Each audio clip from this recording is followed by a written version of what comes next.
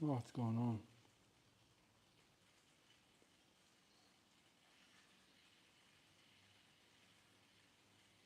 All right. Now I got started.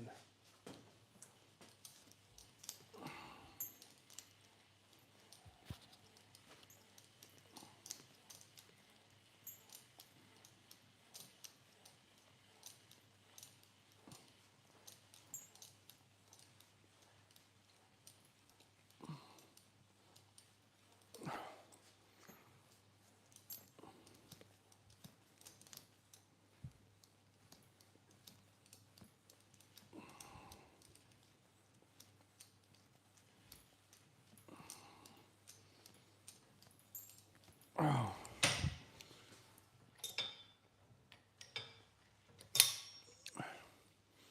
David, let's go, man. Let's do it. What's up, fellas? Ooh. Ramas, what's going on, man?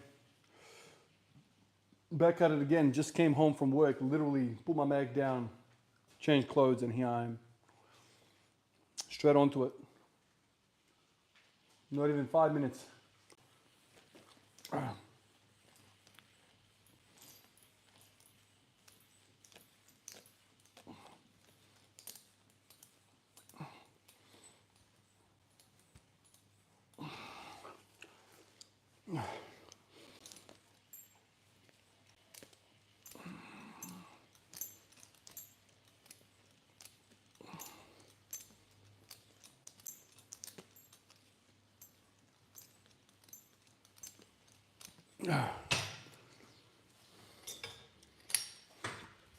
22, 27.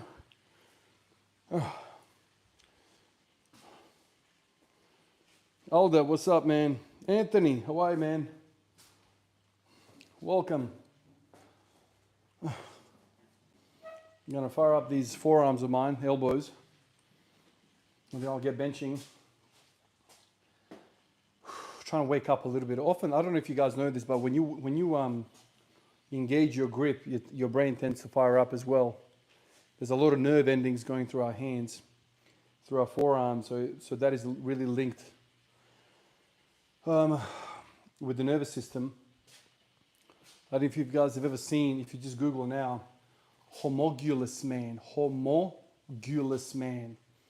and it's like a model that they've used to represent what the brain sees in terms of where the nerve endings are. And so this person's got a big head, big lips, big, amazingly big arms, obviously big genitals, and then normal kind of lower legs.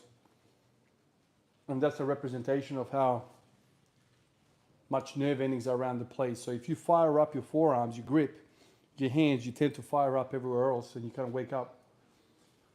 So after work, this is a great thing to do. Something with your hands. Oh, David, it does feel like I'm cheating. Definitely, man. This is amazing. Memory card gripped by hard. That's right.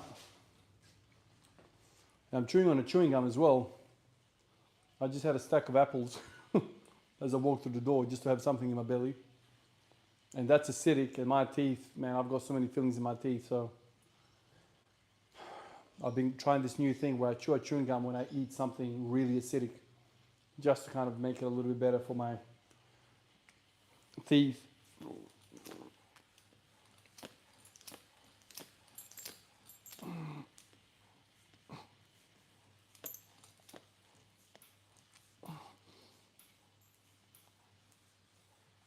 Oh.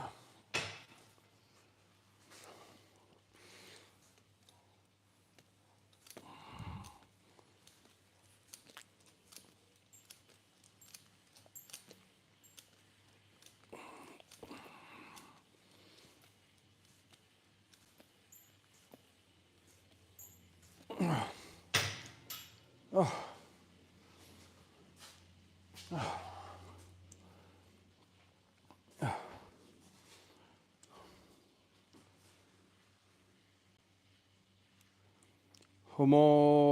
Homunculus, man. Destitute, what's up, man? Yeah, it's creepy as, isn't it? David. Yeah.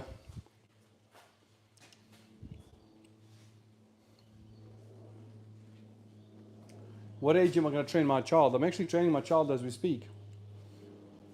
He's playing basketball, so we go out and we train a few times a week, teaching him the sport of basketball.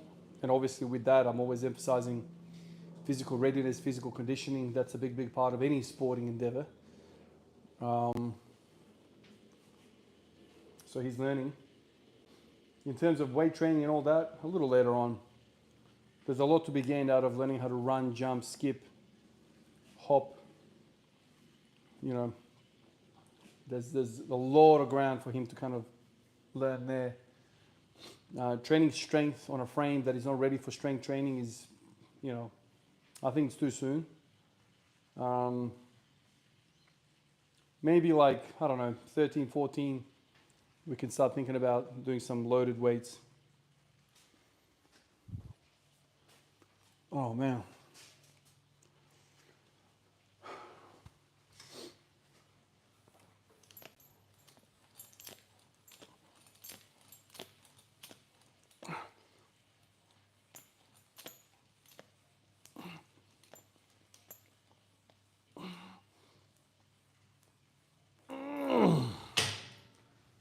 That is so hard, man. Bunch this up a bit more so it doesn't rattle as much.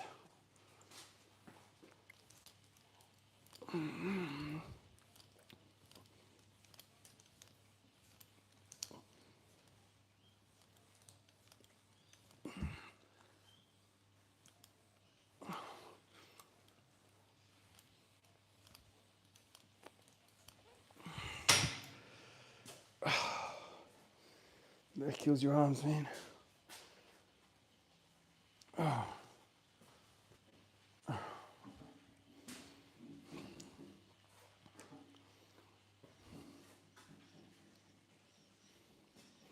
Read people who say their forearm pain when doing curls away.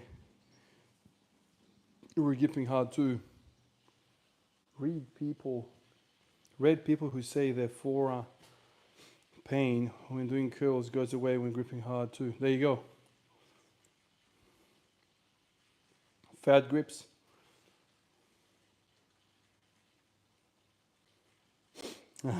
Explosive squats. Yeah, I'll do some squats, that's for sure. Start with some bench press. I'm gonna do some inclines. Incline bench. I think the incline bench is throwing in an element of fatigue that I can't really recover from at this stage. I think I'm still coming out of that sickness, so I've lost a little bit of fitness. But I'm intrigued to see what I do here. What I'm able to do with the bench press today. Yesterday I failed my set of 23. We'll see. We can't make a judgment call just yet. Let's wake up after the sickness, and then we'll see where I end up. But maybe even these warm-ups that I'm doing with my forearms are doing something to it, pre-fatiguing me in the elbows.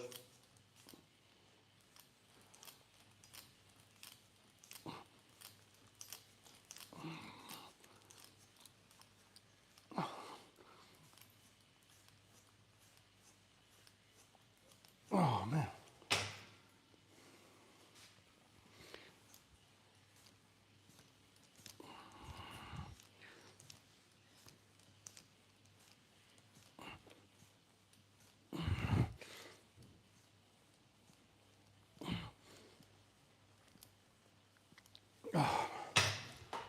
All right, boys, let's go to the bench.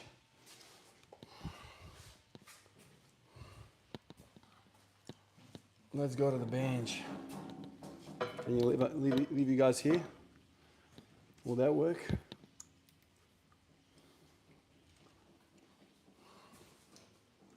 Oh.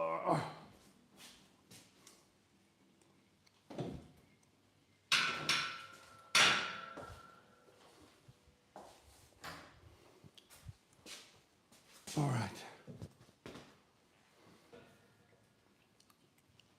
Get rid of the chewing gum next to the other chewing gum. Keep leaving the chewing gums around.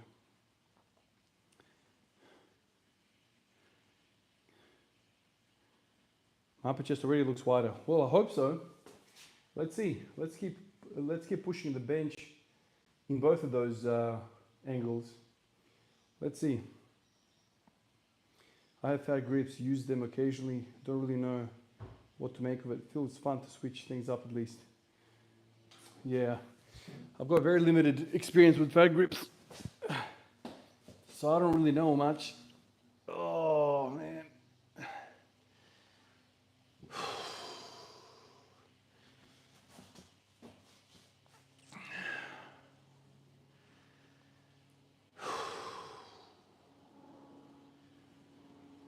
Oh man. Let's warm up a bit.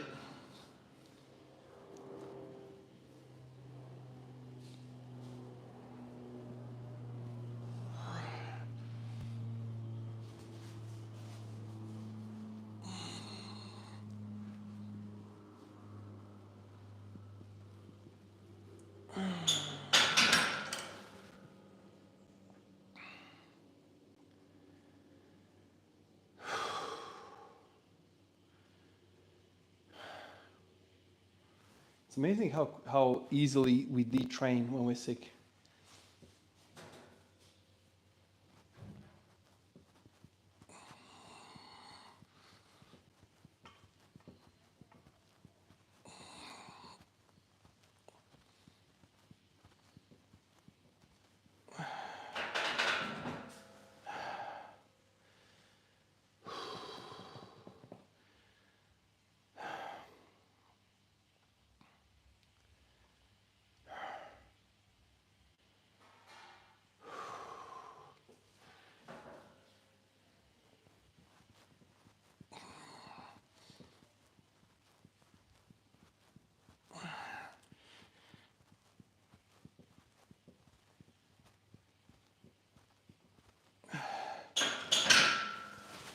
I reckon I'll throw in a few more sets of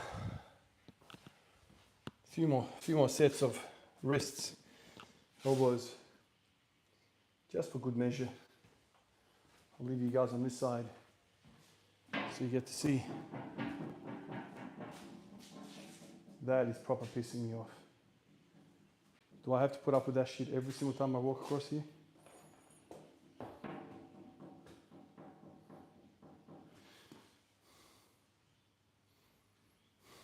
I've got to take care of that tonight. Pull that thing off.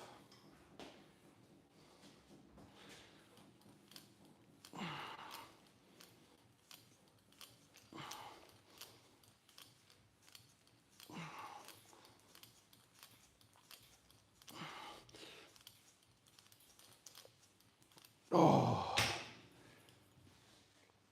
that is brutality.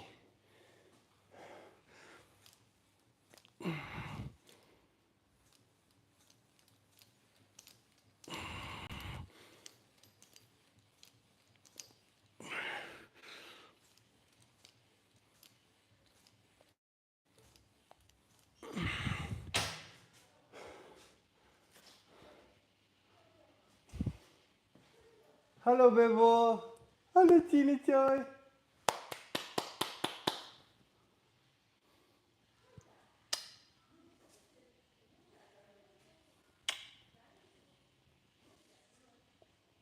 Wow, dinosaur. Wow.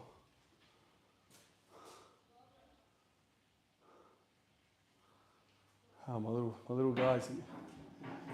The fam, the crew, the clan has come back home.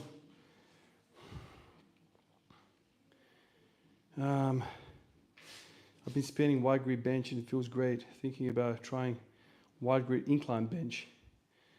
Yeah, try it, man. My grip is the same on both. I don't know if that's supposed to be on the... I definitely don't feel strong going wide on the incline, but whatever. I'm not interested in performing strength. I just want to develop that wide grip on everything I try. A politician says, grab your arm underneath with the arm that's not working. My brother when doing wrist curls from an arm wrestler. Oh, there you go. Grab your arm underneath with the arm that's not working, my brother.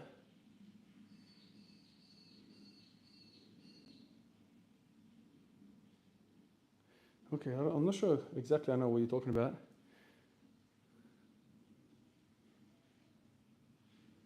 Oh my God, Anthony. Your tendinopathy blew up. Oh, shit. Tendinopathy, man. Sorry to hear that, man. I had a lot of trouble with my freaking elbows.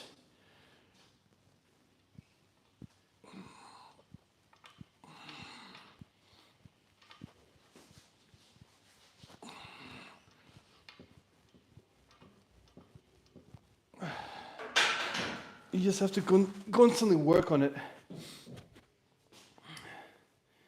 My forearms apparently were piss weak for a long time. And then when I started really pushing it on the bench, they started really screaming. And so now I don't mess around. When I think about bench press, I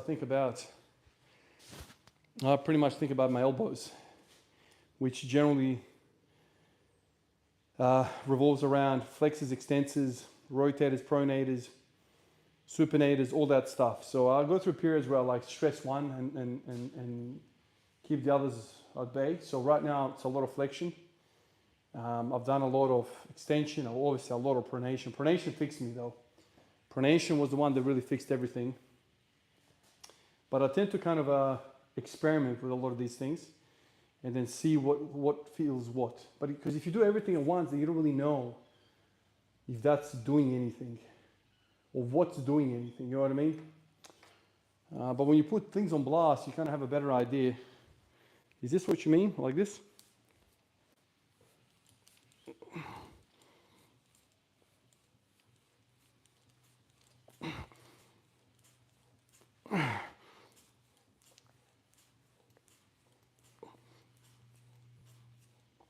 Oh, maybe I'm doing it not exactly how you said, but it does feel better.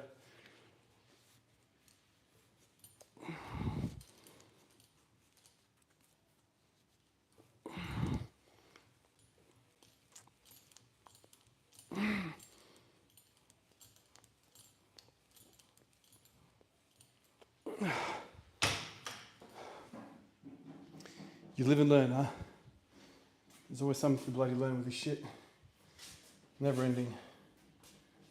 Where do I put you?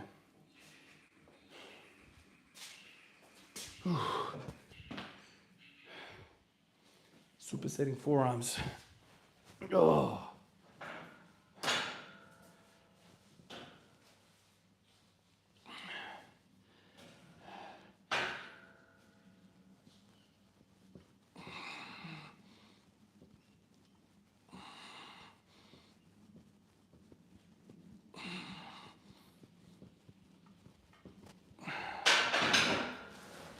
All right, let's add some weight.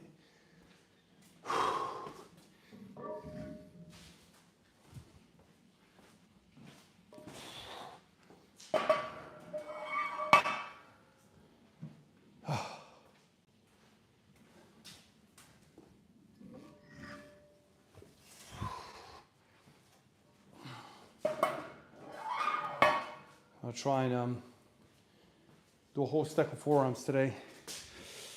Even though my forearms feel like they're gonna pop. Jeff, 2 a.m. in Tennessee, my man. Friday night for you. Having to shoulder chins and barbell rows. Wondering if inverted rows might be less stress. Anthony, I wouldn't do a whole lot of rowing at all. I would do some sort of rotation work on the forearms. Pronation, supination, look up arm wrestling. They are the masters of it all. Look into all of that stuff. That's what saved me. I tried initially when I started getting the pains, hammer curls, straight curls, concentration curls. I tried farmer's carries. I tried all sorts of different stuff. And then I started doing hammer work, rotation of the wrist every which way. And it started to kind of show signs of progress. And then I started loading that pronation and it really started fixing me. So that's where I believe, man. That's where I would go. All right, let's go 22 now.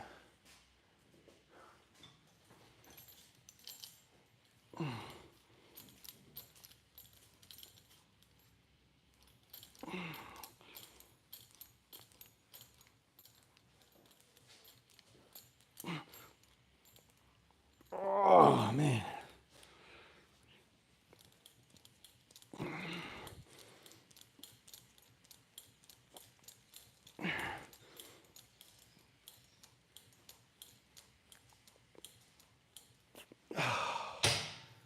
Fuck. Not only do I feel awake, really feel up and about right now. Forearm pumps. It's really interesting how depending on what you hit and how you hit it, your body responds differently. For instance, you know, getting a quad pump is very difficult for me. It leverages whatever, ankle mobility, whatever, all that stuff. But getting like a wrist pump is super easy. Anybody can do it. Just walk up, grab the thing and go. And so over the years, I've kind of thought about it. What is the best way to kind of wake up my body? Is it really to squat? Fuck, squats are not natural for me, man. Like it really takes something out of me and it's not an easy sell mentally. But me saying to myself as I'm driving back home today, I'm like, fuck, I'll just go in and do some forearm work. That's so easy. Just walk in, no warm up, bang, bang, bang. Get a pump. CNS is awake. And then some of the more harder, more complex movements come easier. No July 4, Shams bomb announcing game time. What? Game time to Boston. Dave, are you really serious? Oh, you're saying no July. Okay. Yeah. Forearm pain and old shoulder injury flaring up. And I started to use false grip on my cable rows. Low weight. Everything has disappeared. Ooh. Interesting. I don't grip the triangular bar with my fingers. I use a cupped hand. Little to no finger involvement. Interesting. See? It's all got to do with something about the flexors and finger loading and whatever. But to do it cupping, that's interesting. That's all flexors. Very interesting. All right.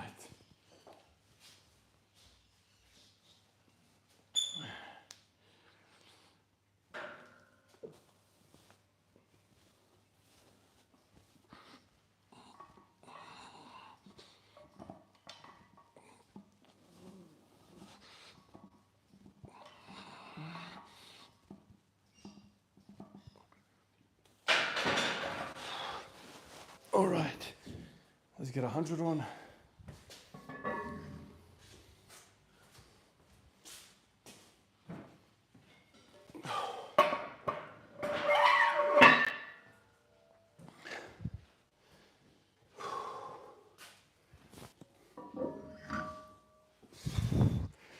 Oh fuck, almost dropped the bar. Holy shit, almost dropped that.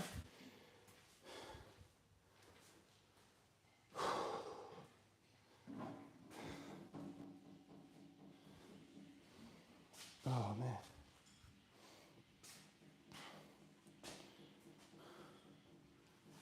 You guys didn't see me from there.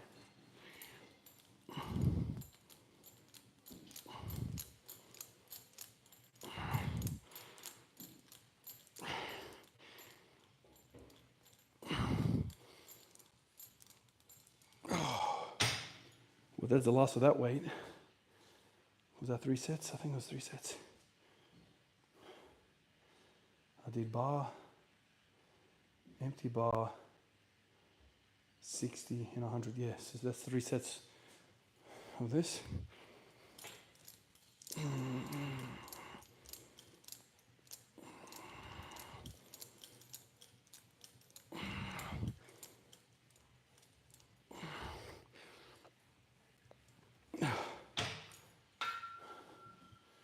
and I'm probably going to pay a heavy price.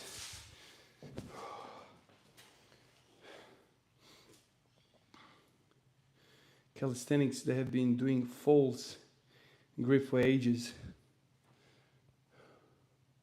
Yeah. Yep. It's just interesting. Why does the false grip change everything so much? That's the question I have. LeBron going back to Cleveland, it's going to be a Celtics Cavs death match. Spider Bron and Bronny versus Tatum and Dame. Oh man, there's too many injuries there, man. Tatum's out for the year. Dame's out for the year.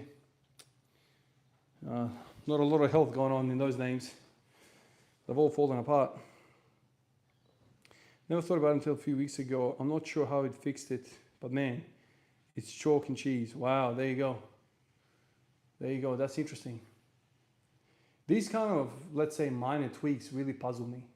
How the hell does that small change really change everything? Just throwing the thumb out. Fuck. How does that change everything?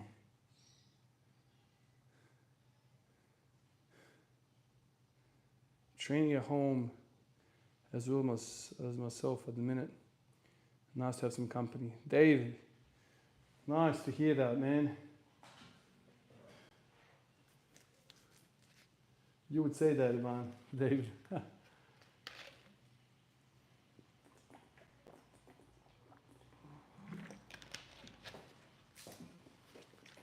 Alrighty, let's at least get fucking one set of 23 here. Please, come on. Surely. Fuck it, let's just do it.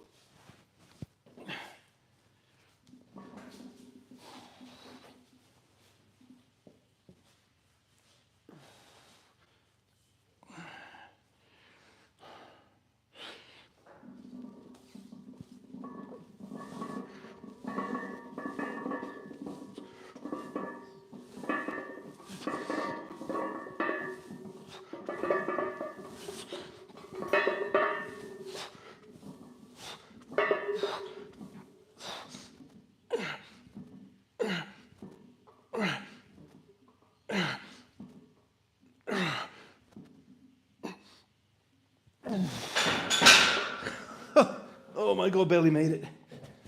Oh, fuck.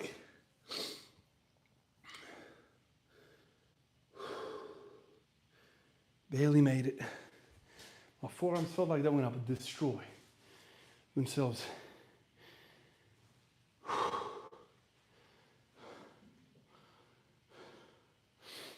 Oh, Dave. Barely made it, man. Barely made that. But I've been thinking, fuck it. So what? Make it or not make it. I will do another set of 20 or whatever I get.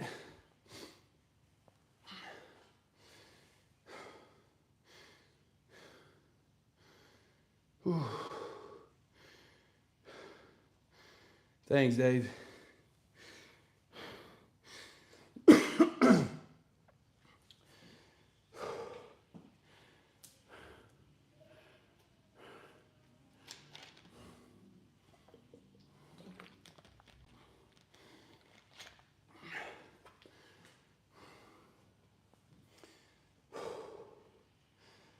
Oh.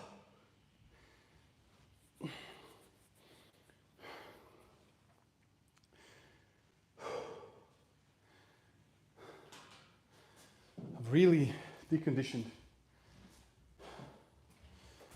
Can't get 23, you know, like I used to. Whew.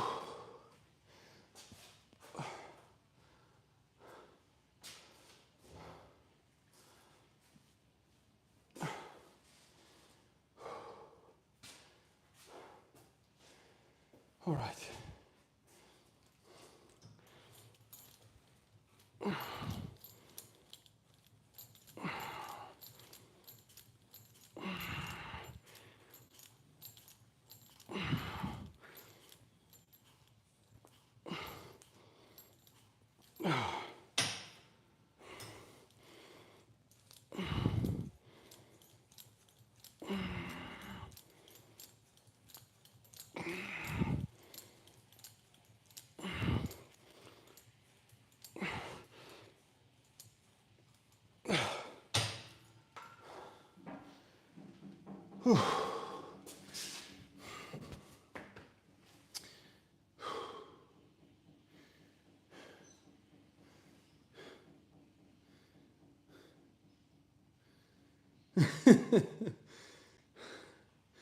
Yeah, maybe you're right, man.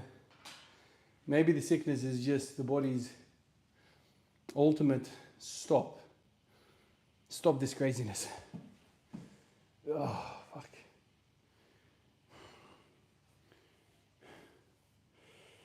Oh.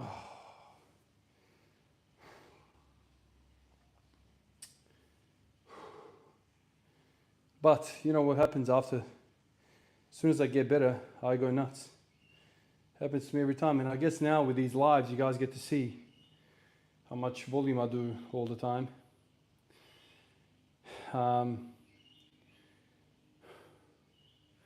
You guys will get to see more and more.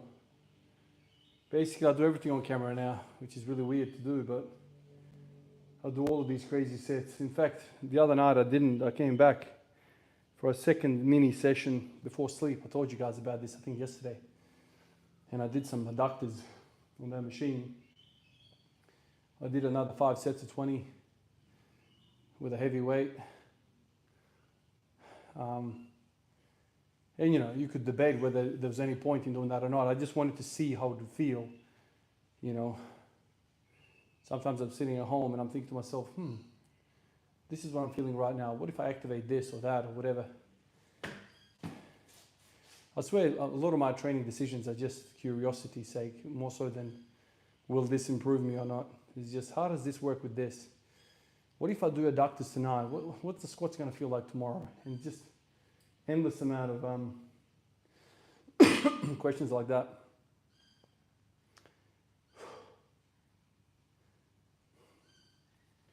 All right, let me do another set here.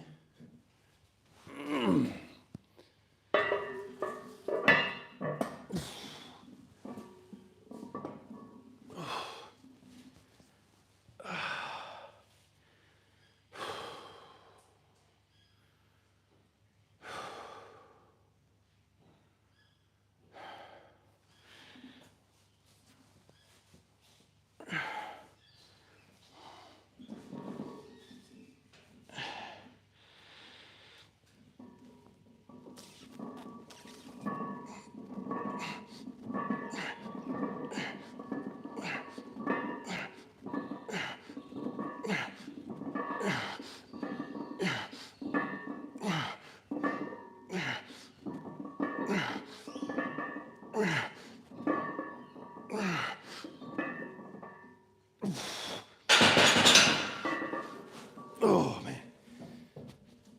17.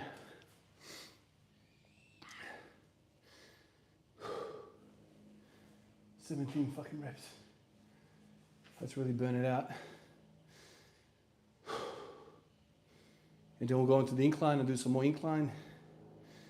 Tomorrow's probably going to be a no bench day. After I'm done with it today.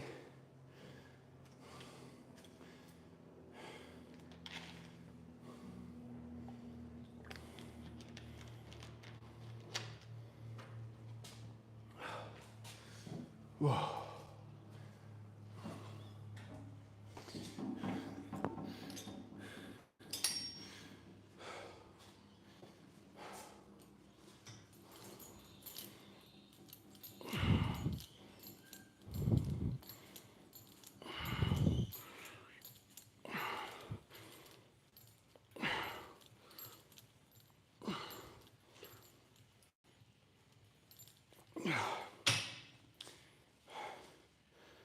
Whew.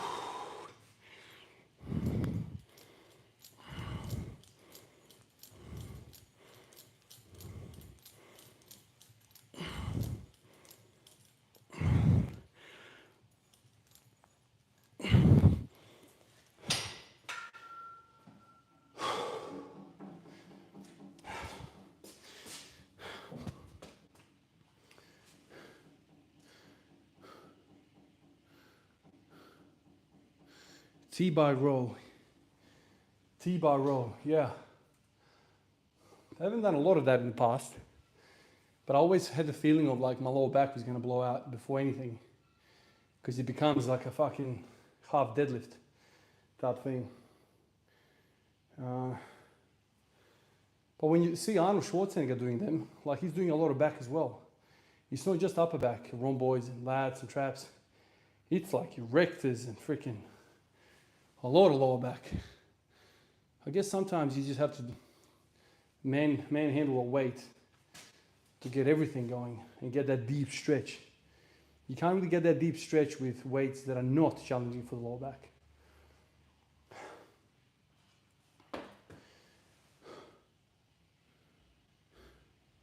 That's what I have there, is it not? Yeah, it is. It's chest supported, that thing here. I'll show you. This thing is chest supported. I'll show it to you. You can't really do a close grip. It's like this. You know, so it's kind of like shoulder width apart type thing. You know? But it's still amazing. I love it. It's great.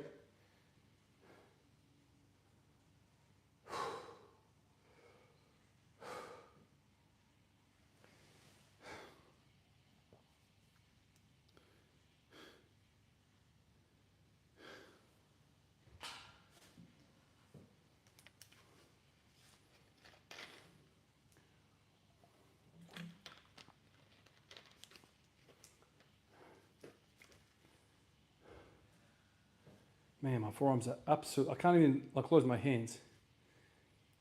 Those wrist curls. Oh my God. Cupping, I think it's called cupping.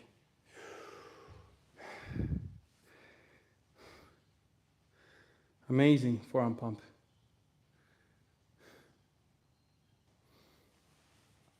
All right, so 17, last one. Let's hope for 12 here.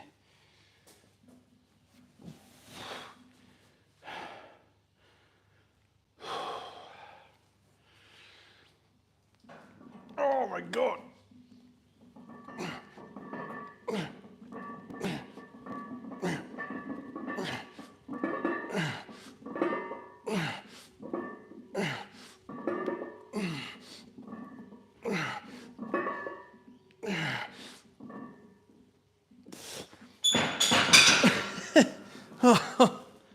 Oh, my arms.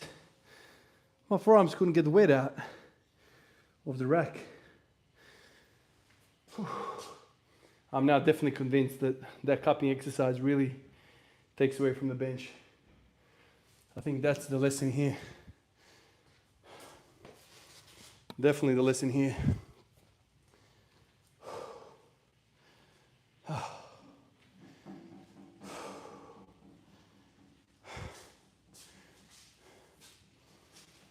But that's okay.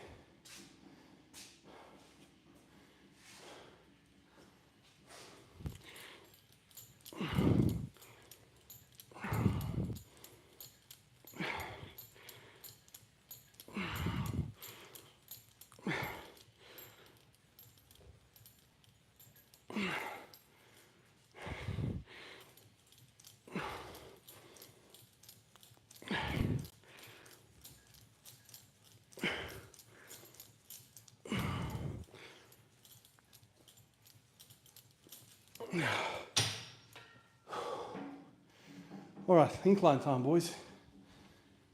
Let's go to an incline now. What I love about this the most is that I don't have to touch anything. I just rock up and I just go bang.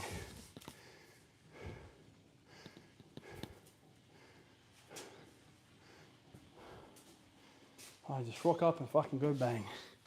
Oh. Oh.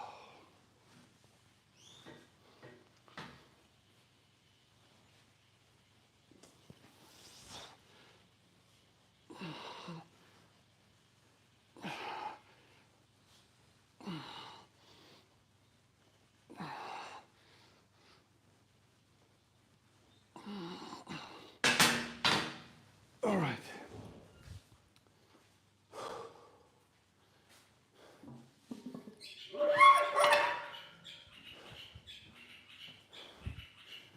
Hopefully I can get sets of 20s here.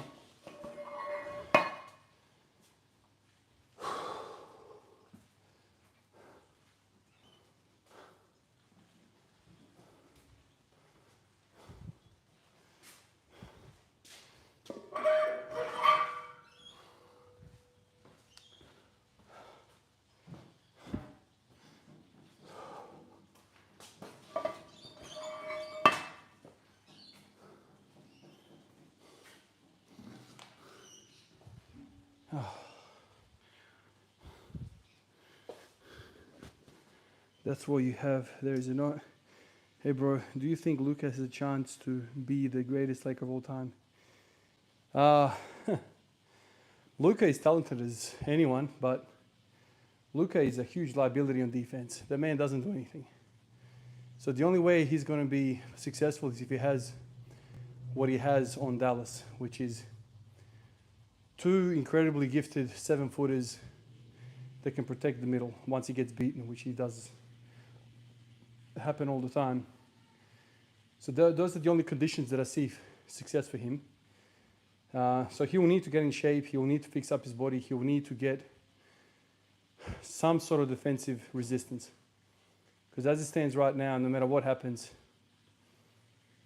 if you think about it, we haven't really seen ball dominance to this level winning. You can't just be a one-man show. Harden done it. Lucas tried to do it. It just doesn't work. Even if you're the most fit guy, you can't really do that. You need to play off the ball a little bit. So I don't know. He's amazing to watch, but I feel like he's very easy to defend, load up on one guy, you know. So I don't know. I don't really have a lot of confidence in him winning anything, really, until he starts to take defense seriously and gets a freaking stop. You know, he's a big body. He can do it.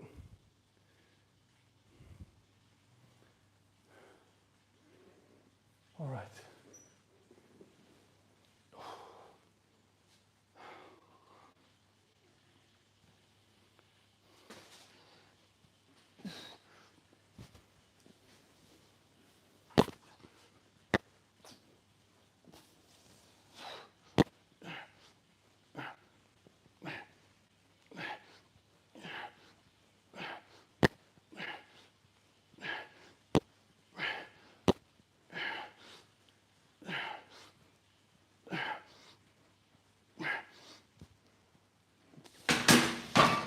Oh, sorry boys, I was banging on your microphone. I'll move you guys over.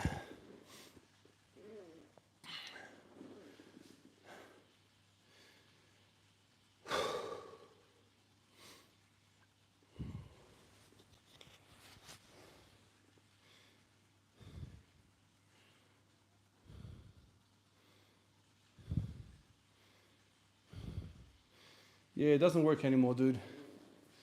Hero ball can't work. It's impossible.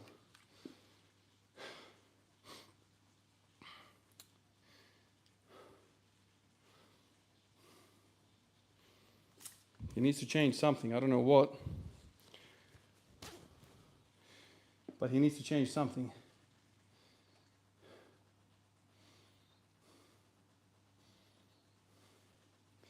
If you think about it, even Kobe struggled with it for a long time until he got a stacked team. You can't take 40 shots a game, dude. Like can't do that.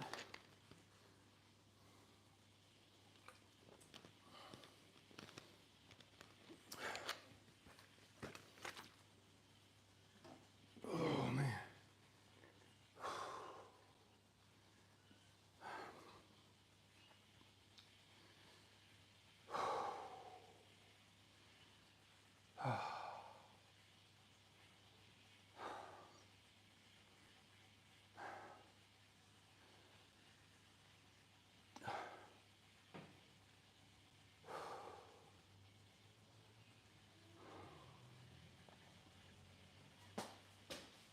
All right, let's do another one.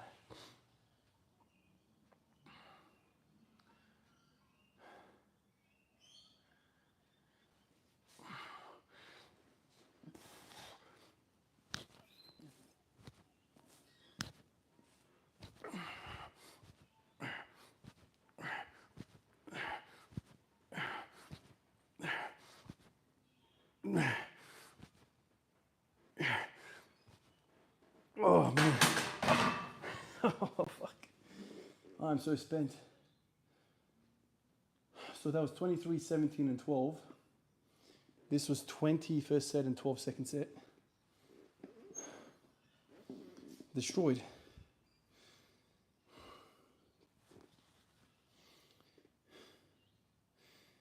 Seppo, hello man. Threw videos on and squat and deadlift for the first time in a long time. Oh, Rez, nice man. Been a season of work and family crisis. Sorry to hear that, Rez. Hopefully it's all calmed down now. You can spend some time on yourself. Daniel says, I didn't see Luka play during the regular season, but postseason he nearly turned the ball over like 4 times in a row and falls down the 5th time. They swapped Luka out after that. His handling seemed poor for what postseason pressure brings. Suster, what's going on, 98? Djuric was a better, he averaged a triple-double. But voter fatigue is real, so SGA got MVP. Yeah, SGA is good, man. There's no doubt about it, but like what Djuric is doing is another level. It's another level. But, you know, even though it's not fair or whatever,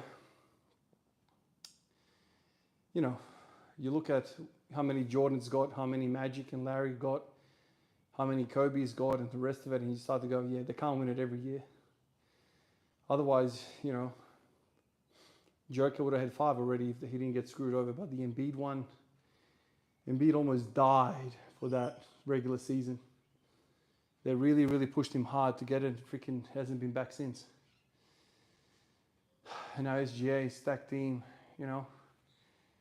SGA is good, man. There's no doubt about it. But he had a better team by far. But anyway, it's a team sport. And at the end of the day, all of that really doesn't matter. It's about the championship. It's about winning. The rest of it doesn't matter.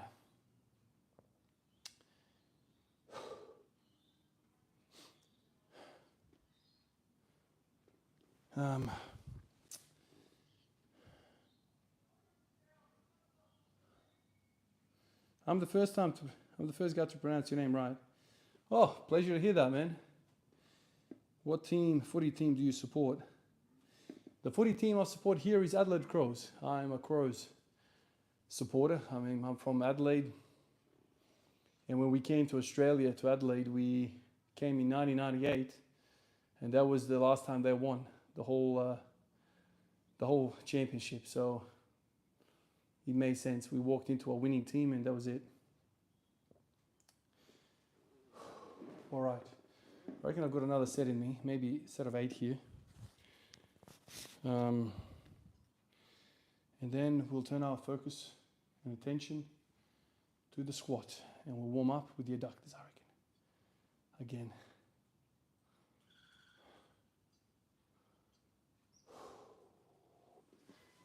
Oh.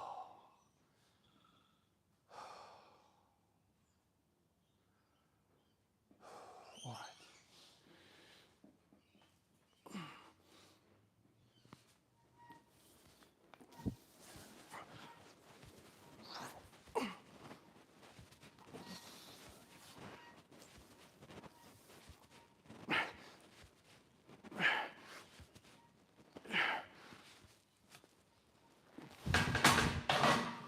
Oh, I've destroyed myself, man.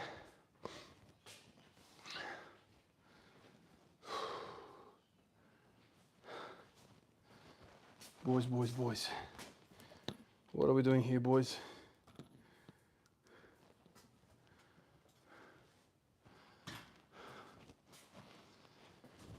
Oh. Let me turn these lights on, no doubt. They're going to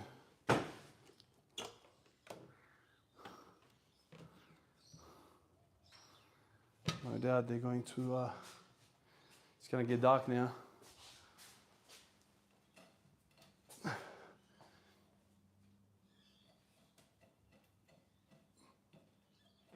Oh, motherfucker. This shit fucking never works. All house, all lights, all fucking everything.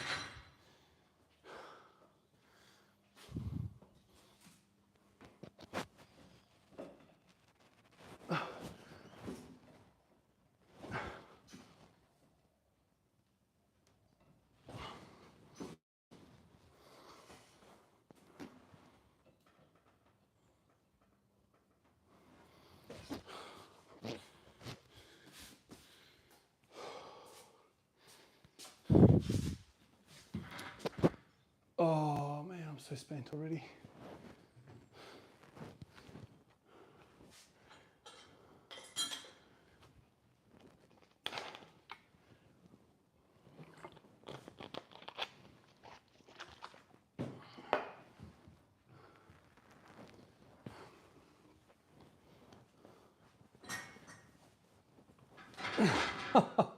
I can't do a chest fly. The chest is smoked. I can't compress the weight. Oh.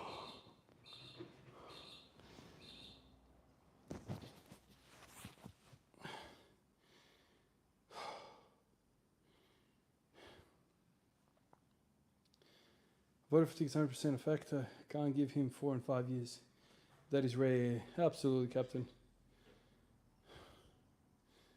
Bobby, what's going on, man? Hey, Greg, what's happening, man? What's good? Been onto something lately, like the title of a lot of your videos, where each muscle group I train, I've been dedicating an exercise for strengthening while elongating the pure strength. Then elongating pure strength. Ah, okay.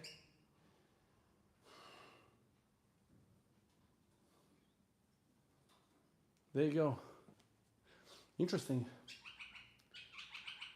Yeah, what I find really interesting is this concept of range of motion.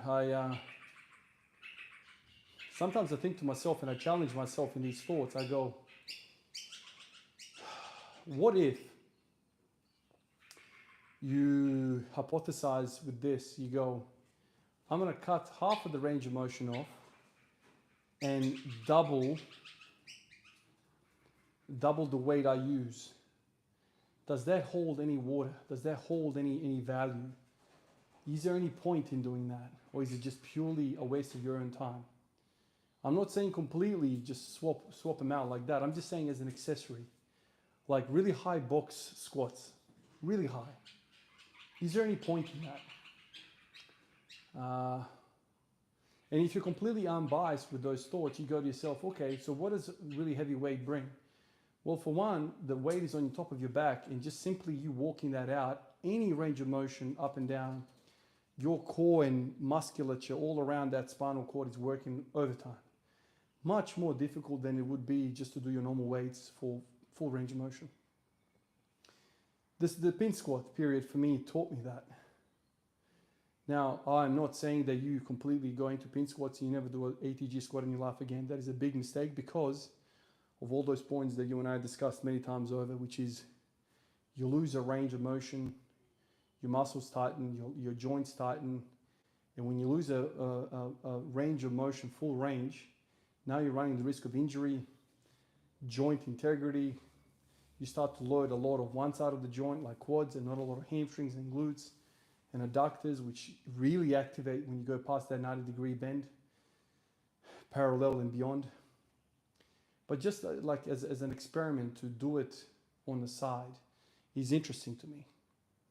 You know, the powerlifters did a lot of blocks on bench, 1 block, 2 block, 3 blocks. You know, is there any value in that? And especially if you're a beginner, intermediate, should we even bother with that?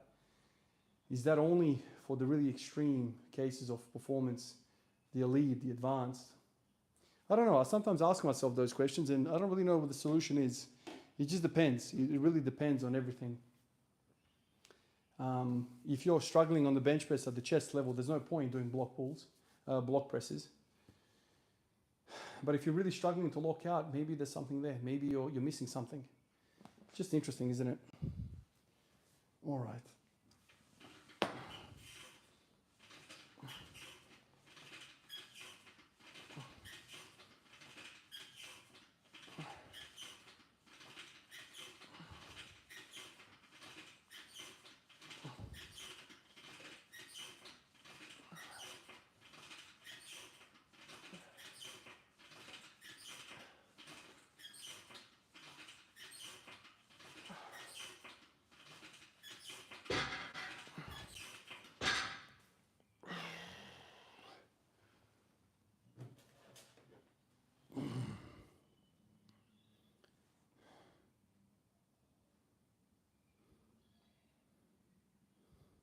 Cuckoo that you're doing still daily. Still at it daily, man. Still look forward to it every single day, man.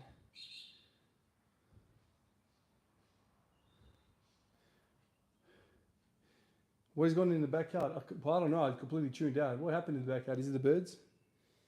I definitely think super high squats with super maximum loads have some benefit to give to training, but I also feel that they can be a slippery slope perhaps for joint stress and even ego. Yeah. Exposing the body to such an extreme amount of weight that the body can't even move through a full range of motion definitely has some adaptive growth capabilities, especially for the squat since it's spine loaded. Yeah, that's right. I have the same thoughts. I ask, how on earth do you manage lower back fatigue from doing heavy lifts and working your job? Kwan, like it's anything, man. You will get stronger. You just have to train it. You will get stronger. Trust me. The body's amazing at adapting. It all just strengthens over time. Milos, you're the man, Ivan. I remember you inspired me like 2 years ago to push myself. Nice. Welcome back, man. Nice to see you again. Miz, Miz, you're back. Hello, Ivan. What lift do you most fun doing out of SBD? Oh, what is the most fun lift?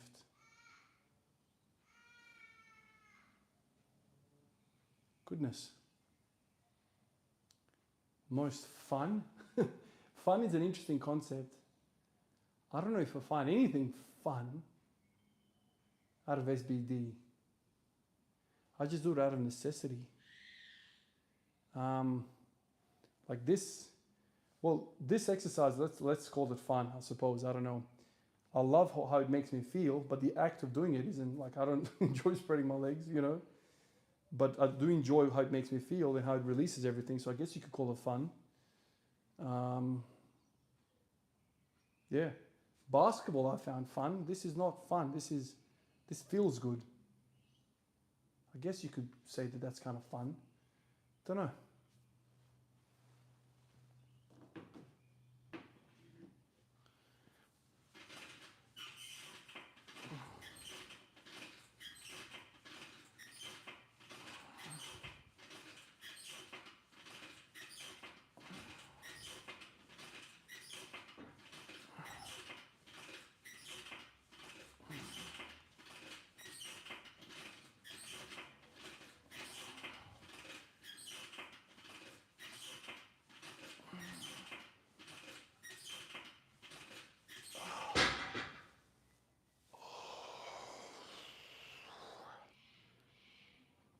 Oh, when you finish a set and you have to sit here,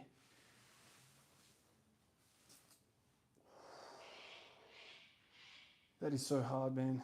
Like every muscle fiber in those adductors wants to let go and just relax, but you force them to stretch after a set. Oh, fuck. That is tough.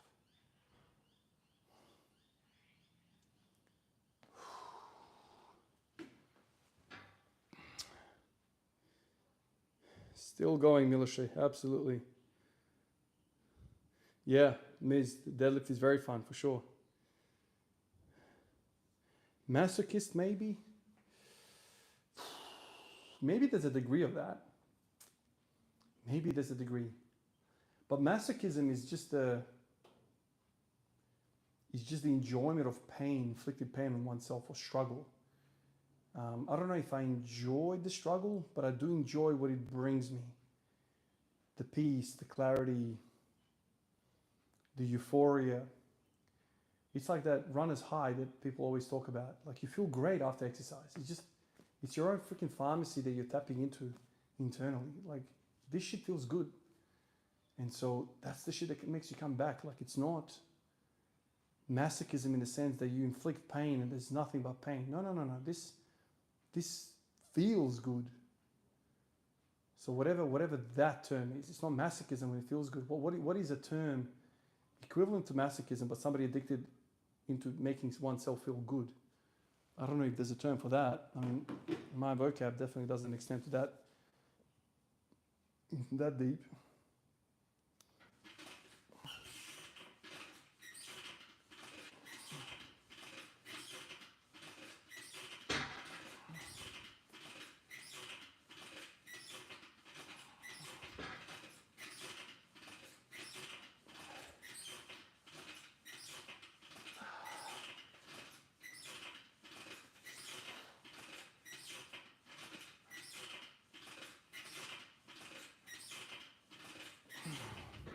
All right, that is enough. That is enough for a warm-up. We'll be back to this. Let's get a squat on.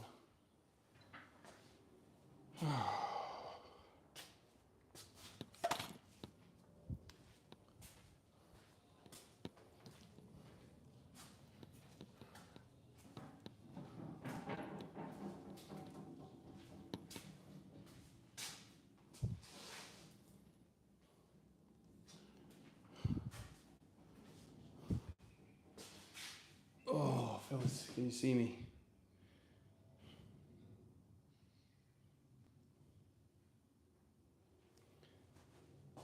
I find everything. Interesting question, Ivan. What would you say is your absolute most hated exercise, but you continue to do? Maybe just because of the benefits it has as a body or training. For you, it's hyperextensions. The one exercise which I don't particularly enjoy at all, and I've avoided it for such a long time, I'd probably say barbell rows. It's just because you're in the shit for such a long time. Like, you are straining the whole time. Even breathing is difficult. I probably don't enjoy rows the most. Like, if I thought about doing rows right now, I'm like, oh fuck. Like, every time I'm like, it just feels like hard work. It just literally feels like hard work. So I don't enjoy doing rows, but I've completely, appreciated its benefits. It is absolutely godly. And the only reason now that I'm not doing it is because I'm focusing on other things. But like I said in the past, if I was to go into a heavy posterior chain focus, like I want to pick my deadlift, I want to build my deadlift, and that is the number one thing on my concerns list. The row is damn freaking sure part of it. It is absolutely part of it. There's nothing else that comes before that. I would do my weekly deadlift practice, singles. I wouldn't do volume in the deadlift. I would do volume in the row. And I've done stupid amount of volume on the rows, like 10 sets of 10 type of shit. 5 sets like this, 5 sets like this, and just keep on rowing until the cows come home. Like, I'm a big believer of that. It feels terrible. It feels like hard work. And so I don't throw in rows willy-nilly. Like, when I do rows, this is pretty much the first exercise on the list. Like, this is what I'm here for today. It takes the best effort out of my body. So I can't do this benching business and incline and forearms, and then I'll do some rowing at the end. Nah, man. Rowing for me, it can't be like that. Rowing for me it's the meat and potatoes of the training session.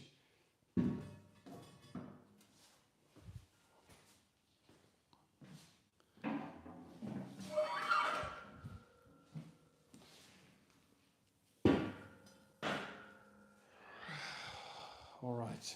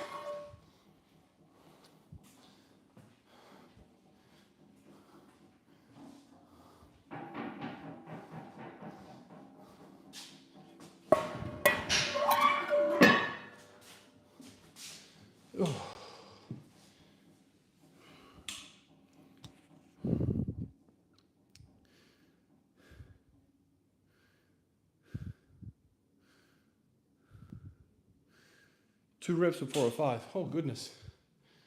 I definitely could do that. Shit, I could probably do 5. I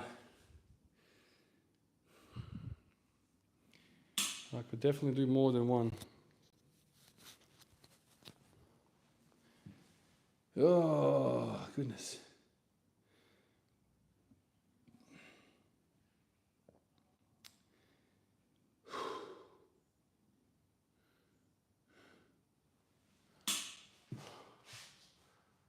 Oh, Lord.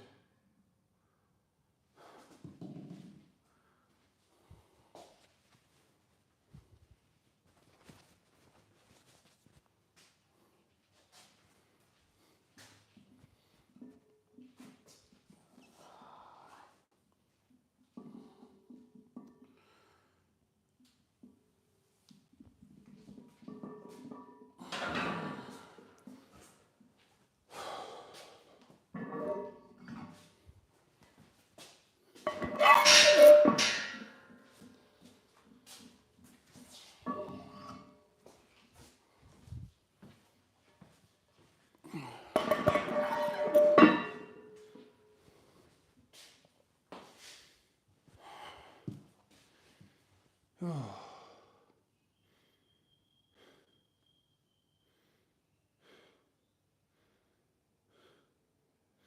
Anormal. Thick boy.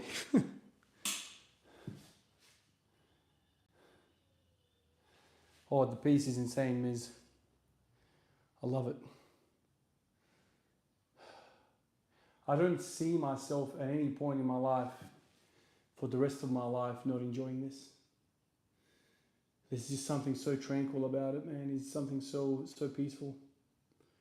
And if I just sat here and did nothing, I'd probably get some benefit out of it. But like when you are exerting yourself, when you're pushing yourself, there's something so peaceful about it, man. It's really, really pleasant. It's amazing.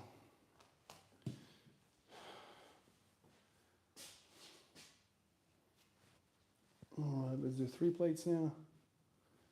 Fill that a little bit.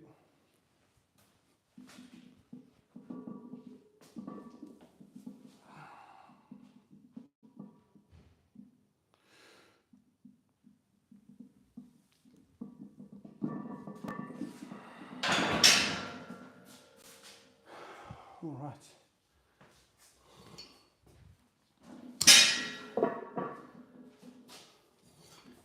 So 160.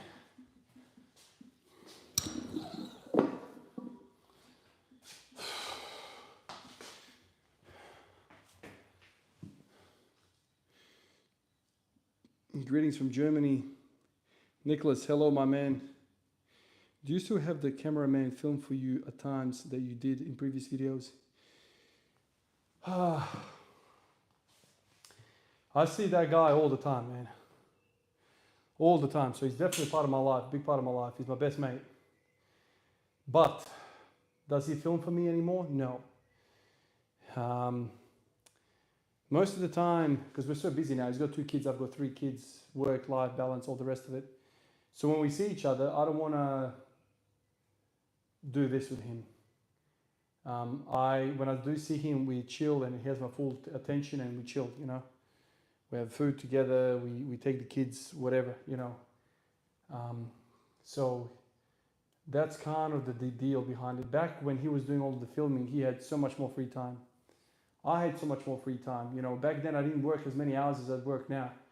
Like back during the COVID days, you know, I dropped my hours back. YouTube was paying me enough money for me to kind of take some of that income and put it towards my living expenses, and things were looking up great. And I thought, cool, I'll take a day off at work, a week.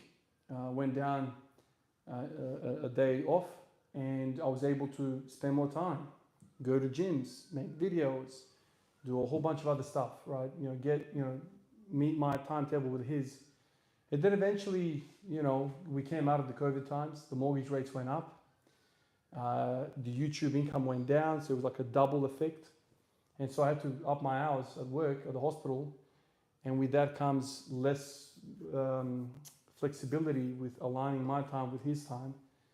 And then he became a father for the second time, and I made a video about that. That was when I hit 265 deadlift PR on the day of his son's birth. I went to the gym when I heard the news, and then a few days later, or the next day later, or wherever, I went to the hospital to see them all. But yeah, times are different. If I was a full-time YouTuber, or if I went back to the normal schedule that I had back then, I'll probably make it work with him. But my shift work, his work is just tough. It's tough to marry all that up. All right, 160.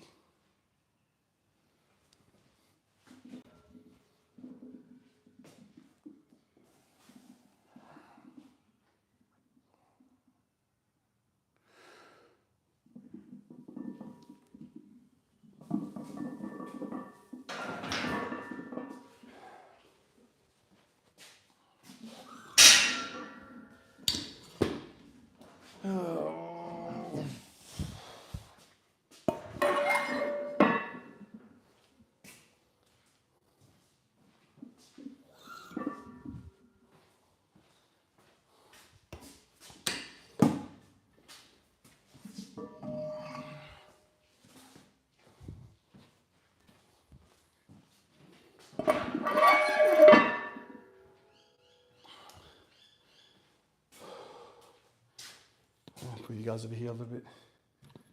A better angle for the squat, hey? So I'll look back through these videos as well. Obviously, I make the clips that come out of it, and I also look at my lifting, obviously, to see how it all looks. Do you still live video games? Oh, I haven't done a live video games forever. I only did it a few times when I was sick, I remember. 6 months ago? More? No, a year ago now.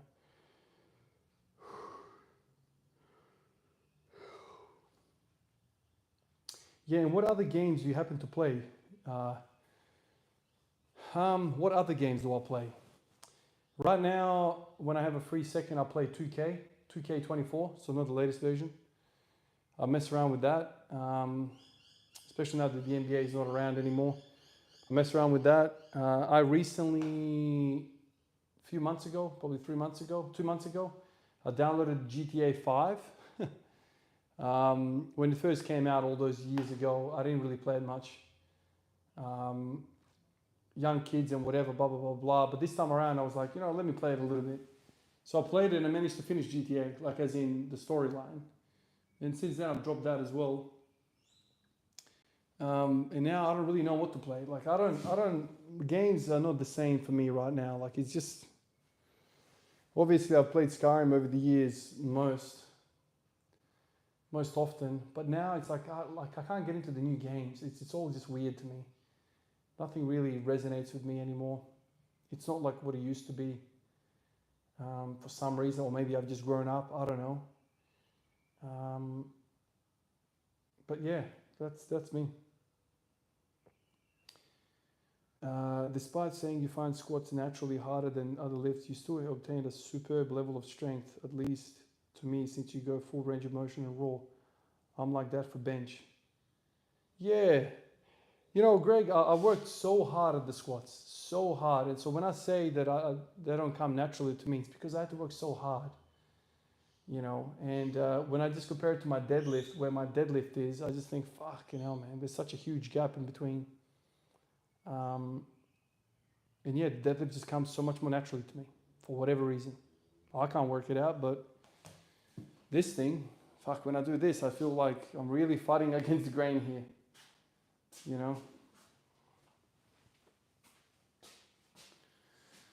All right, 4 plates.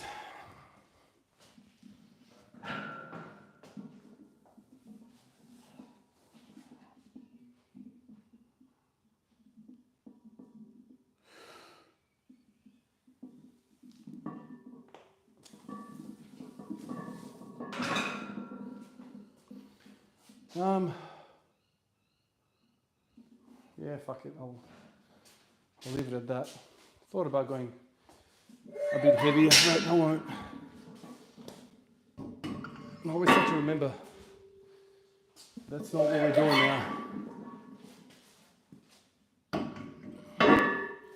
Single comfortable 180s is what we're after here.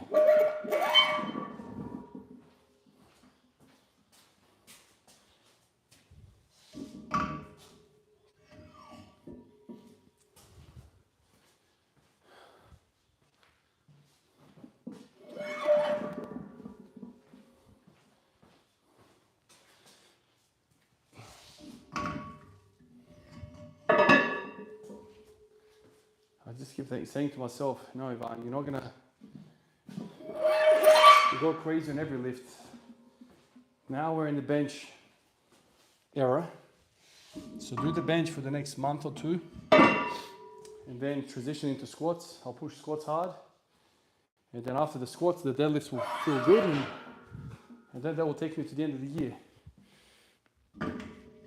So when I start doing reps on this stuff,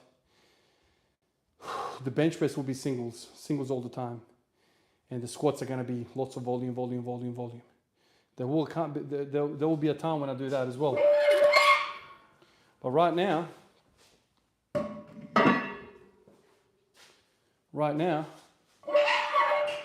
I'm saving myself for tomorrow's bench session. All right, my boys, follow me.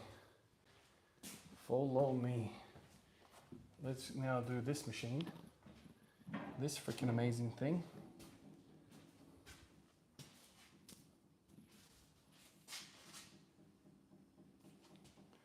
There we go.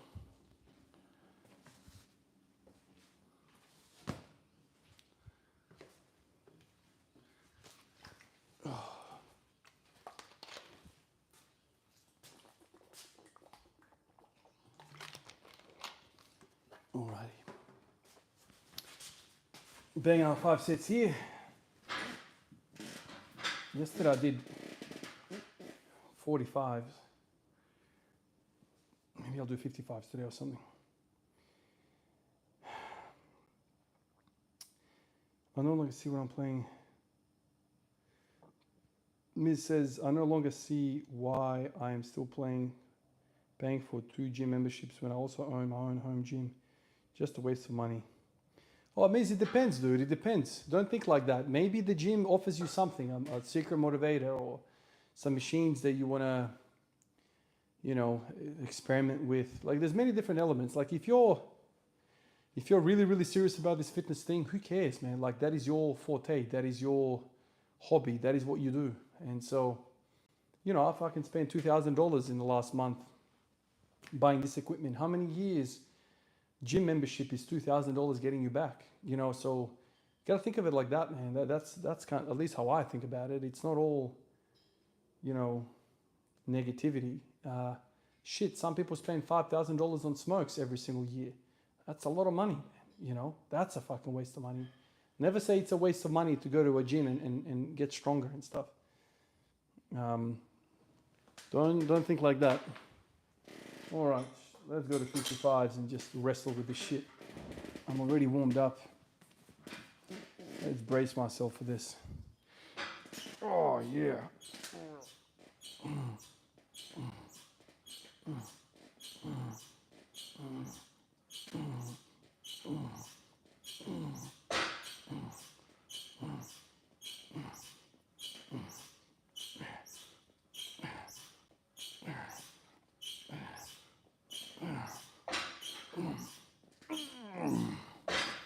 Oh yeah, that hits the spot, that's for sure.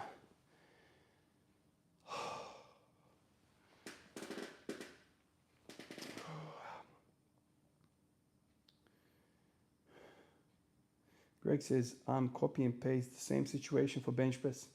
Fair bench press with barbell or dumbbells has always been a war, even since I started in high school. All these years later, the dream is alive. Respect. Love hearing that, Greg. Crazy how easy that moved. Thank you, Kwan. You're like me with video games. You should try Red Dead Redemption 2. That is a great, great suggestion.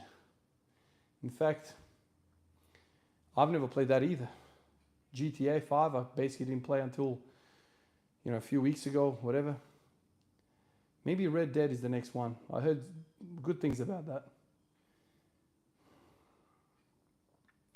You prove squat every day works. Facts. Oh, Miz. I don't know if it works or it doesn't work. I don't know. Everyone's got a different situation. I'll never say that squat every day works or it's better than small or it's better than 5x5 or it's better than coaching from somebody. I never say that. It's just for me, and people don't understand this. For me, I like it. You know what I mean? Like I get excited about it.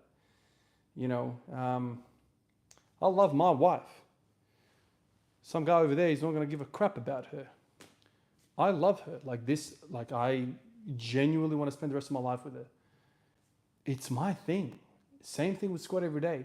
I get excited to come back to train every single day because I have this ongoing thing with the squat. It excites me. All these years later, oh Ivan, fuck, why are you still squatting every day, dude? Let it go. Like, what are you trying to prove? Bro, I ain't trying to prove shit. I don't give a flying fuck what you think. I just don't care. I'm not doing it for you. I'm doing it for me, bro. Like, this is exciting for me. Whatever you got going on in your life that gets you excited about coming into the gym, that is your thing. That is your personal thing. My squat every day thing, hopefully, the people that have been watching me for a long time now have just gone, fuck, that's just Ivan. Ivan's not trying to sell me shit on this crazy idea. Why would I fight for a Bulgarian freaking training program? What have I got with Ivan Abajev or that school or that train of thinking? Like, I didn't come up with that shit. Like, I don't get anything out of it. So, like, there's no point in me thinking about, oh, yeah, it's the best one. It's not. I just happen to like it. It excites me. And sometimes I think to myself, okay, let's envision Ivan stops this. I completely stop doing this. What do I do? Well, it just straight away kind of gets me sad about it. Like, the whole training thing is just, it's not the same. Like, there's no excitement. So keep that excitement. Keep squatting every day if you want to squat every day. For me, in terms of difficulties of all of the exercises that I've done in my life, squats are up there. It's so freaking hard. It's so hard to get the mobility, flexibility. And I think to myself, holy shit, if I was to move away from squats now, let's say for 2 months, I just don't do squats at all. I start doing hack squats, leg press, lunges, split squats, all this shit. Part of me thinks, holy crap, when I come back to squats, I might have completely reverted back to my natural state, which is squats are completely foreign to me. And so part of me is like, keep squats in the mix no matter what you do for the rest of your life. Keep squats in the mix because those are that's your kryptonite. That's the shit that really is not natural for you. The deadlift, easy. I can rip weights off the ground, feels comfortable, never felt any pains from it, nothing. Bench press, now that I've sorted out my elbows, easy as. Bang, bang, bang. Pull-ups, easy. Rows, feels shit, easy, no troubles.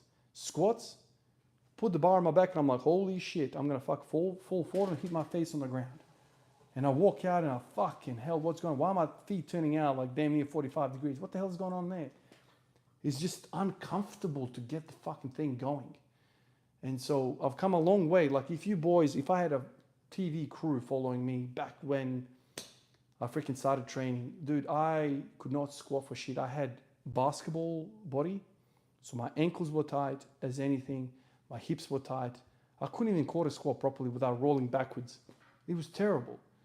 And I went to the gym for the first time when I was like 19 and I was like, I paid for the whatever 4 or 5 week course for a personal trainer. I said to the guys at the front desk, I'm only here to learn how to squat and deadlift. Can somebody teach me? Yes, here's a guy. Cool. This guy happened to also play basketball in his early days. Since retired, now he's a PT. Cool.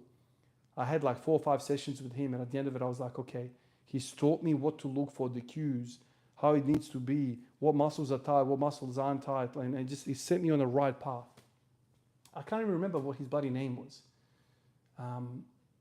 But I was that terrified of loading up a barbell. And that's where I started. And to this day, I'm like, no matter what I've done in the gym, that fucking thing, the back squat is the hardest thing for me. And so every single day I work on it a little bit.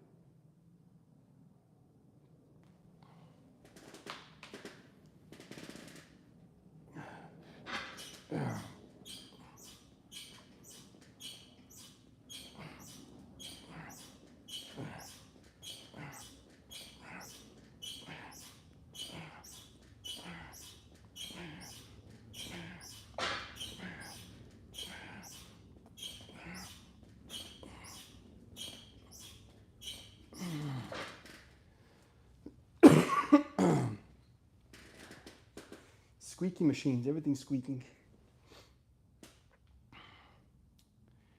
Imagine Ivan,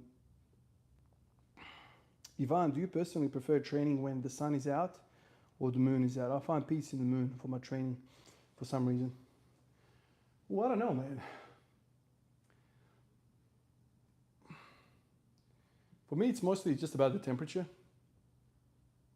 But I do say, man, there's something really peaceful about a night. But I don't like late nights. I like early mornings. Still dark outside. Everyone's asleep. You're getting after it. I fucking love that. That's beautiful. Willem says, howdy, Ivan. How's the family? Family is good. Thank you for asking, man. How's yours? How's everything in your neck of the woods? In before the full stack. Full stack is 90 kilos in this one, 200 pounds. 200 pounds, 200 pounds over there. So 90 kilos I've got to work with. Imagine if all of Ivan's chat right now was in Ivan's gym cheering him on every time he picked up a weight. Like the gym bros we all need but don't deserve. Oh, Greg, it would be epic. How epic would it be if 15 blokes were here just chilling out? That'd be sick. Would be awesome. Low to high says, Ivan, what is your go-to pre-workout meal? I have very high insulin sensitivity. Oh my man, most of the time I'm training fasted for many hours. Most of the time that's the case with me. I just fast. I don't particularly have a pre-workout meal or anything like that. Miz says, I also enjoy training every day. Respect, man. Anomal says, I can't believe these actually haters on working out every day. Sure, if a kid tries it, they might overtrain, but the body can adapt quickly if you give it a chance. Absolutely, man. Of course we can adapt. Of course. Especially at the level of fitness that we're at. We're not elite. We have a very low risk of overtraining. We're not at the pinnacle of human performance.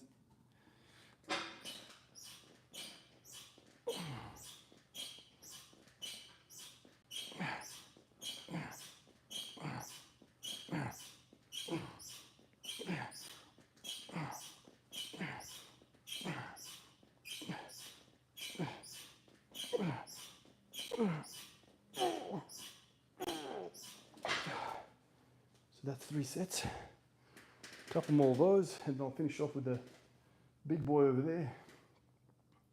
That will finish me. William says, I agree, squats are very hard. I wish I didn't ruin my hips and hands by the age of 28 by training too hard. Need to get peptides to recover, I think. Damn, what have you done, Willem, man? Animal says, if your legs and hips are strong, you're going to live super long, because most old people break their hips or knees and waste away. If you keep them strong, then you're going to live very long, healthy. That is very well said, man. There is a strong correlation, and now the science is coming out to prove it, that those that do resistance training have great longevity chances. Bone density, neural efficiency to the lower legs, all of that. Basically, they've completely nutted it down to like the cross-sectional mass of your thighs is directly related to how long you're going to live, which is really interesting because a lot of data goes into that. But any other muscle group in the body is not as a predictor as a quad or straight through the cross-sectional of your thighs. So what we see in old people is they just wither away. You know, they wither away. They don't walk anymore. They don't squat. They don't run. They don't do anything anymore. And so there's atrophy there. And then one day, like you say, they just trip over, fall over, get dizzy, or whatever the case might be, and they fall over, break their hip. And once you've done that, the next thing for you is a chest infection or a clot somewhere in the body from being bed-bound, and then you die. That's literally how most of all people die, chest infection, because of inability to walk. So if you just reverse engineer that and you go like, okay, how do I make sure I walk even in my old age? shit, man, grab yourself a pair of really strong hips and legs and you'll be right, you know. Greg, to be unbiased, even since I adopted the max intensity style of training, I have noticed my raw passion for training has waned, but I still only do it because of what I truly seek is progression. Nice, Greg. Unlike what Ivan mentions about a passion for training, which is so fondly remember having for many, many years training every day, but now it has shifted based on my goals. And that is perfectly fine, man. Perfectly fine. For me, I'm like, what I'm seeking for is the absolute nuclear bomb of that thought. So not only do I want progression, but I also want progression in a journey that is really fun and rewarding for me. So if I think purely on goals and nothing on, other than goals, then I'm like, shit, let me get on steroids, let me do all this crazy stuff and just get my goals. But that to me is not worth it. If somebody just handed me 300 kilo squat and deadlift and 180 bench press, and I did it in a way that doesn't align with my character and my way of life, I wouldn't be happy with that. So what I'm trying to do is do it my way and try to get there. And that to me is very exciting, right? Because I don't jeopardize a lot of the other qualities that I care about and the characters aspects that I care about, you know, family, health, fitness, all the rest of that. Like to me, all of that needs to come into effect. So, you know, a lot of people have said, Ivan, just, you know, bloat max to like 130, 140 kilos body weight and you'll be able to squat a lot of weight. I don't know if that's something that I would ever want to do. Just get fat, morbidly obese, and then move this weight. That doesn't excite me as much because of all of the health implications that come with that. Not so much, well, partly because I don't want to look like a pig, but also like the side of it is shit, man. Like I don't want my blood pressure to be 150 in the morning. What am I doing, man? One step back, one step forward type of thing, you know? I don't want that. So what I'm trying to do is align all of my goals with a very fruitful journey. And so something that I say all the time and people around me quote me all the time on this is that this is about the journey, not the destination. The destination, of course, is the progress. I want a 300 kilo squat, but the journey is more important. That is more important to me. And so I always go back to that. Always go back to that, man. All right, let me do a fourth set here. Oh.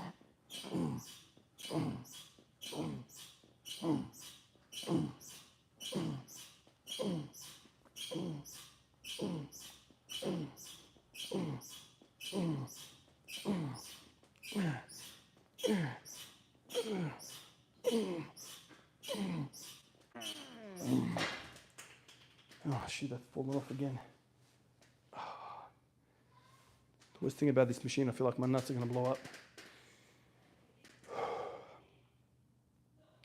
And yeah, an animal says, yeah, man, the way some train is insane. I did that as a teenager thinking I was Arnold, but I just broke my shoulder. I'm fine now.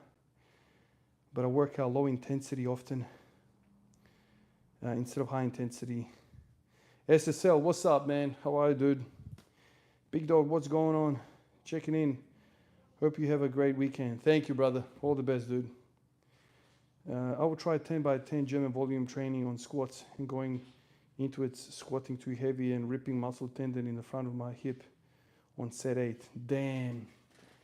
Anytime you try to chew off that huge amount of volume in your training and you say to yourself, okay, volume is the thing I'm pushing right now, you have to take it slow. You can't just, you got to respect volume as well. When you reach my age, your testosterone is going to plummet.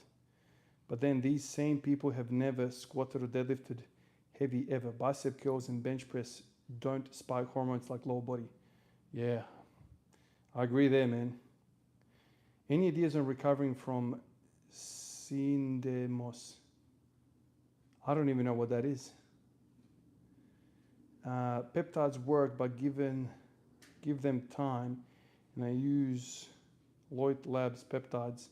They have good prices and work. If you try a different lab, be super careful. Know nothing about this, man. Willem says on hands, bong rips before calisthenics. Workout ending is not stopping, then hurts. The injuries ruined my life. Damn, Willem, you sound really beat up.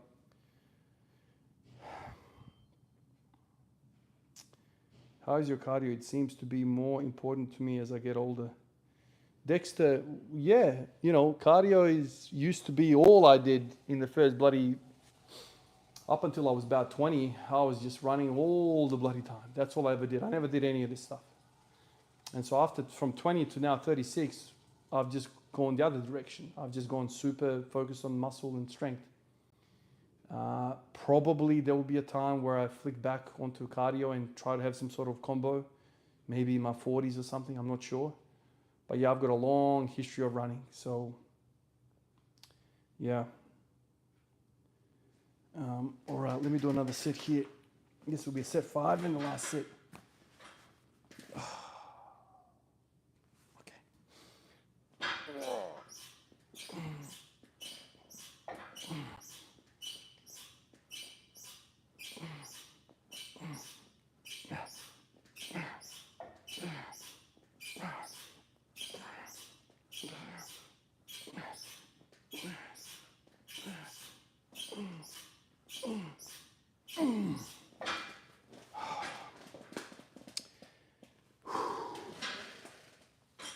Oh, Jesus.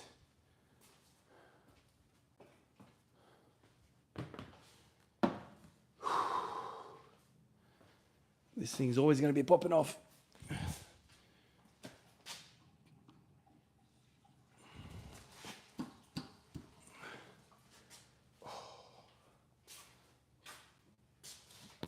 All right. And to finish off the day, it's always with this thing. Let's get long.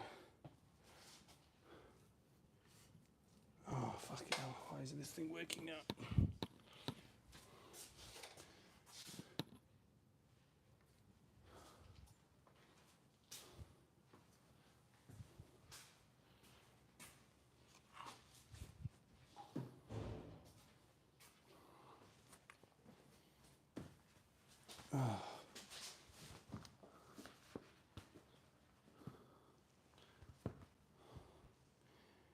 Oh.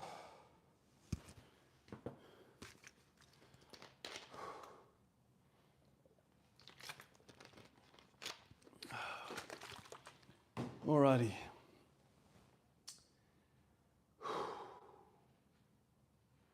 So I did 55 over there. Let me do 55 over here. It only makes sense. But I should be doing way more with the adductors, that's for sure. Way more. So freaking buggered from that bench. So I did incline flat. I did my wrists. Warmed up with this. Fuck, I've done a lot, man. So 1, 2, 3, 4, 5, 6, 7 fucking exercises. That's a lot, bro. And now, to finish it all off with some freaking adductor.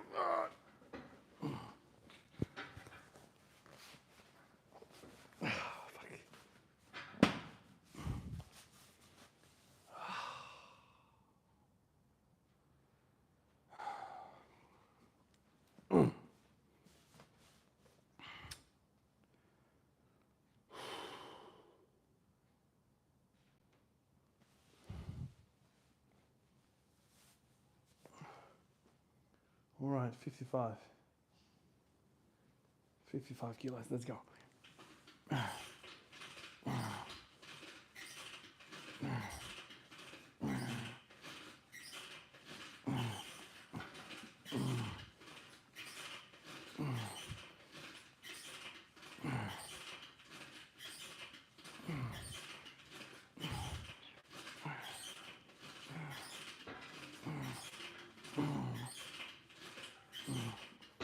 Okay, so that is doable. So we're gonna go up. Let's go 70. 68 kilos. I wanna have a challenge here.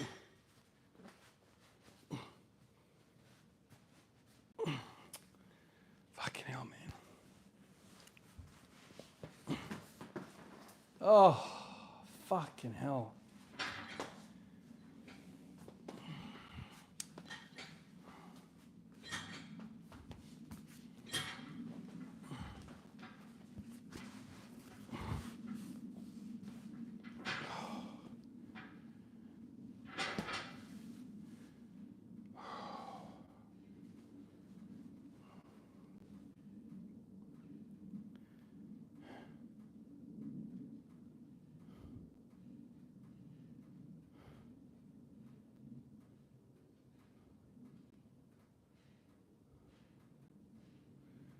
Have you used the chest supported row machine you just got? And how I like that one? Yeah, I used it once and I loved it. It felt really, really good, especially the neutral grip. The neutral grip felt amazing, and I've been sick obviously. So I want to get back on that and hit it hard again. But part of me thinks the day I did that was when the bench really started suffering hard. There's something about rows that really take away from the bench. So I'm really trying to be mindful of preserving the bench momentum, which I feel like has slipped, and I feel it slipping. I had great momentum, great fitness, and now it feels like I almost need to reset after the sickness, which is a bit sad for me, really.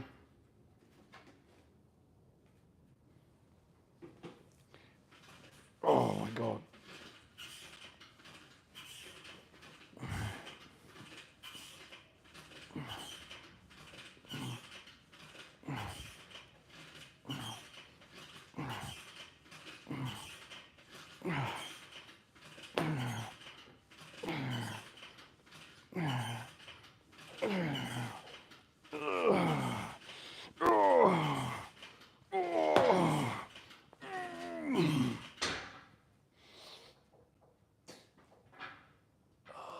Fuck.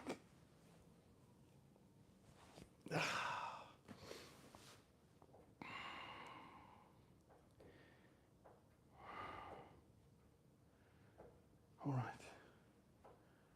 I reckon I've got 2 more sets in me with this shit.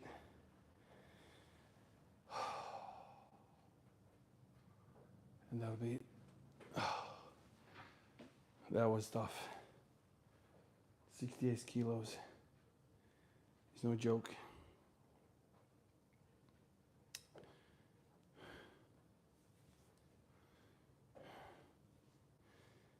Ivan, crazy to see you be 40 in a couple of years. Time waits for no one. Time goes too quick. Absolutely, Miz. Yeah. 36 this year. I'll be 37 in January next year. The years keep on flying by, man, regardless of what you'll be doing, man. So that's another element to all of this. I just feel like you want to do what you want to do, man. I got no time for living somebody else's life. I want to live my own life. I want to live life on my own terms. If I want to squat 4 times a day, I'll fucking will. If I truly feel like I want to do that, I'll bloody do it. I don't care what anyone else says. My time is ticking. Your time is ticking. It's no time to live somebody else's dreams. It all starts with a deep down conversation with yourself. What do you want to do? You know, and have that honest conversation with you. If whatever floats your boat, man, it does not matter. If you find resistance somewhere, if that's truly what you want to do, just do it. Simple as that, man. It's not rocket science. I'm 32 myself. I'm still trying to get my life in order, but I'm doing pretty well than the average Joe. I consider fitness helped me along the way. Yeah, good. Same here, Miz. You look like you would still get carded attempting to buy alcohol. Thank you, man. I do have a baby face. I've always been told that.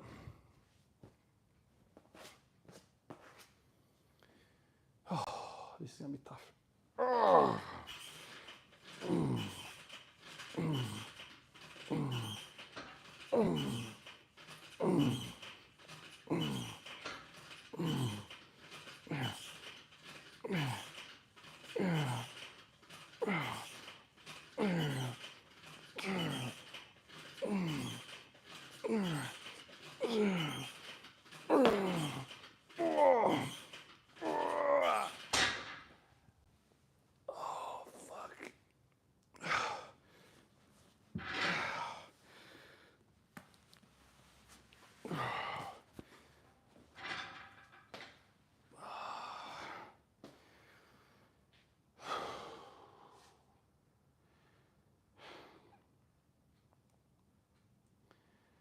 Oh, fuck that shitty stuff. I've missed training hard so much in the last week. You know, after you've been away from a little while, you feel like you want to run through a brick wall when you come back.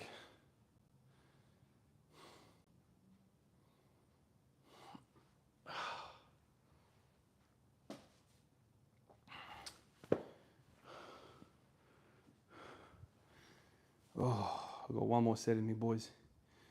One more freaking set.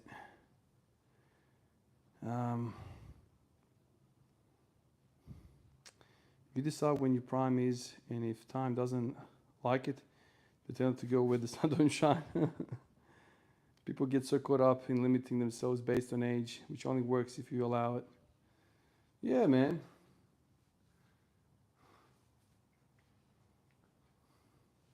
And there's so many examples around the place of people who are doing amazing things that are, you know, 30s and 40s and even 50s.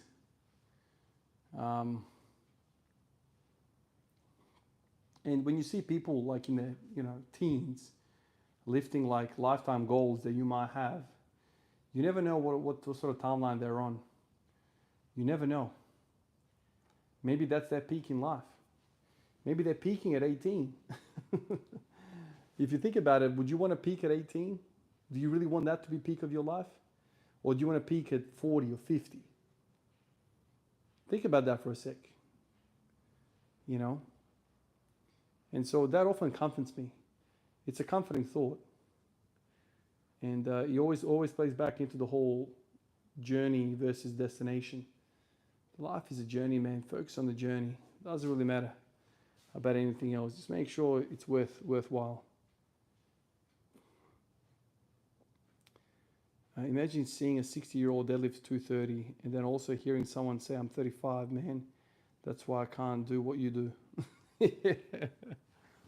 Yeah, man. What a contrast. Couple of human evolutions time, we'll be able to fly with this movement. Yeah. These roided up teens peaking at 18, then the rest of their lives are crippled with side effects of drugs. Hey, man, you can't cheat this life. You can't cheat it no matter what they tell you. You want to peak really early in life? That's fine. You're going to be screwed later on. In some shape or form. You don't see that on Instagram. People don't update the, you know, they don't give you the lowlights. See what happens. Mark my words, man. This generation of roiders, don't worry, man. I work in emergency. I see some of them. I've seen some of their blood work. There's nothing fancy there, man. There's nothing good there. Trust me. But I'm sure they're going to go on the video and say, it's worth it, boys.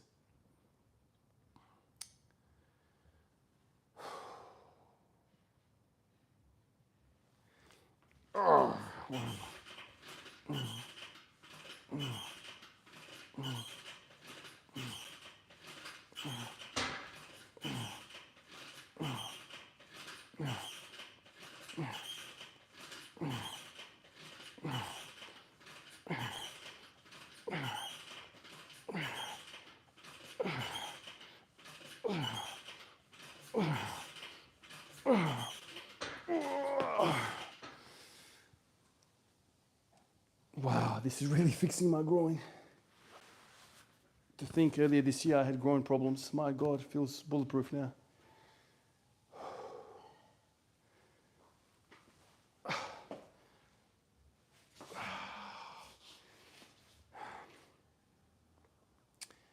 Wow.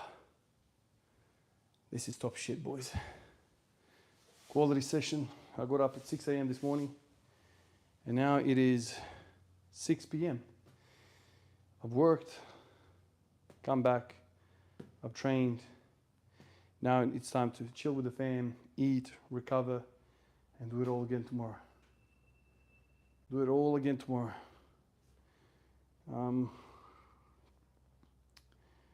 So on that note, boys, I will have to leave you. Like always, it's a pleasure, man. It's a pleasure to have you around. Always great company. Always amazing to have you boys around. All of you fellas, legends. Visible Aesthetics, Willem, Miz, Greg, who else was there? Dexter, Anomal, SSL dropped in for a little bit. All of you boys. Same time tomorrow, I'll see you here, and we'll do it all again. I don't know what I'm going to do, but I'll do something. I will do something. Definitely squat. Appreciate you, boys. Oh. Catch you in the next one. See you.